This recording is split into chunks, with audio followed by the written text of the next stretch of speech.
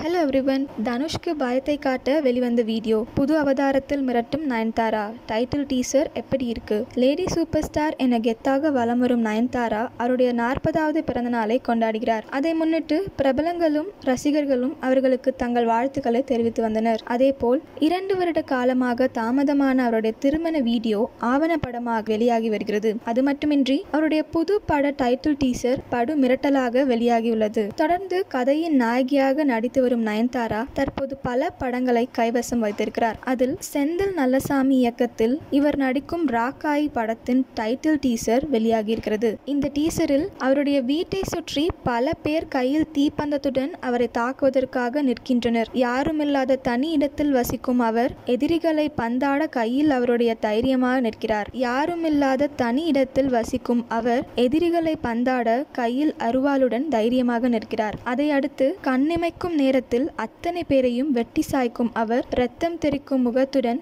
ஆக்ரோஷமாக இருப்பது போல் டீசர் முடிகிறது. சிவப்பு நிற புடவை, கருப்பு நிற ஜாக்கெட், தலைமுடி கொண்டையிட்டு அவர் நிற்கும் கோலம் நிச்சயம் புது அவதாரம்தான். சமீபத்தில் கூட அனுஷ்கா நடிக்கும் புது படத்தின் கிளிம்ஸ் வீடியோ கூட இதே போல்தான் இருந்தது. ஆக மொத்தம் பிறந்த நாளில் தனுஷ்க்கு பயத்தை காட்ட இப்படி ஒரு வீடியோவை நயன்தாரா களமிறக்கியுள்ளார். நிச்சயம் இப்படம் வேற லெவல் வெற்றி பெறும் என ரசிகர்கள் அவருக்கு வாழ்த்துக்களை கூறி வருகின்றனர்.